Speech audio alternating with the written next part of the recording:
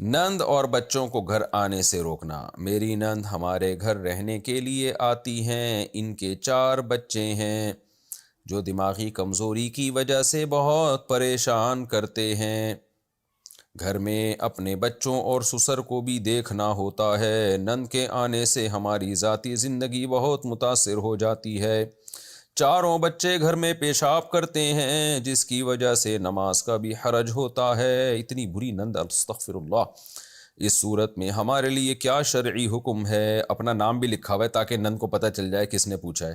India سے پوچھا ہے، میں نام نہیں بتا رہا۔ تو دیکھیں، جو نند کو چاہیے کہ نہیں آئے گھر میں اس طریقے سے۔ اگر وہ بچے پیشاب کر رہے ہیں، نندیں آتی ہیں وہ یہ سمجھ کے کہ ہماری ماں کا گھر ہے، کسی کا باپ بھی ہم کو نہیں روک سکتا، تو ٹھیک ہے بھائی، آپ کی ماں کا گھر ہے، لیکن اس سے جو آپ کی جو بھابیاں ہیں وہ بھی تو متاثر ہو رہی ہیں نا، بھی ان کا بھی تو گھر بن چکا ہے۔ تو یہ مرد کو چاہیے وہ خود خیال کرے، اپنی بہنوں کو اسٹے کرنے دے، لیکن اتنا جتنا اس کی بیوی متاثر نہ ہو۔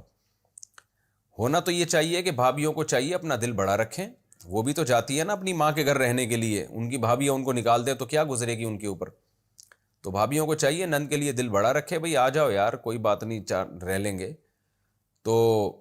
لیکن اگر وہ نند، کچھ ایسی نندیں ہوتی ہیں جو بیان نہیں سن رہی، اور وہ کیا کرتی ہیں کہ وہ باقی بڑی پھوڑ قسم کی ہوتی ہیں۔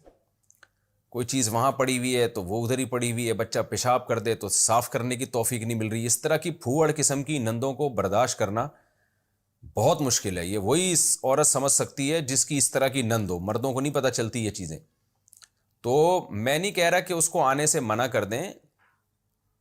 ہونا یہ چاہیے کہ جب آپ کسی کے گھر جاتے ہیں یا اپنی ماں کے گھر بھی جاتے ہیں اور اس میں آپ کی بھابیاں بھی ہیں، تو عورت کو چاہیے اپنے بچوں کو تو کنٹرول کرے نا۔ پیشاب کرتے ہیں فوراً صاف کر دے اور خود کرے یہ سارے کام۔ اٹھا کے پیمپر ادھر پھینکے ہوئے تو انسان کی کھوپڑی گھومتی ہے پھر ان چیزوں سے۔ تو تھوڑا سا سلیقے کے ساتھ رہ لے بھئی، اس کی ماں کا گھر ہے، رہ لے۔ پھر بھی نند نہیں رہنے دیتی، پھر یہ نند کی طرف سے زیادتی ہے۔ سوری، بھابی اگر نہیں رہنے دیتی تو پھر یہ بھابی کی طرف سے زیادتی ہے۔ لیکن اگر پھوڑ ہے، نند سلیقہ نہیں ہے اس میں، اور جا کے بچے پیشاب کر رہے ہیں اور گند کر رہے ہیں، اٹھاتی نہیں ہے، اور سارا پھر بھابی کو گھر صاف کرنا پڑتا ہے، تو یہ غلط ہے، پھر یہ ظلم ہے۔ تو پھر مرد کو چاہیے کہ وہ ایکشن لے اور اپنی بہن سے کہہ دے کہ بھئی آپ آیا کریں تو تھوڑی دیر اسٹے کیا کریں، پھر تشریف لے جایا کریں، میں خود آپ سے وہاں ملنے کے لیے آ جاؤں گا۔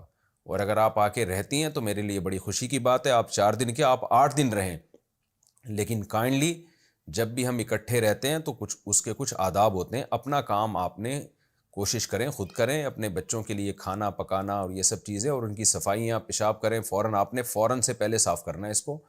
تو کیونکہ میں تو برداشت کر لیتا ہوں لیکن بیگم میری برداشت نہیں کر پاتی ہے، تو کائنڈلی آپ تھوڑا سا خیال کریں۔ لیکن میں بتا دوں، اس کا رسپانس یہ ہوگا کہ نند فوراً جواب میں کہے گی وہ کون ہوتی ہے مجھے روکنے والی۔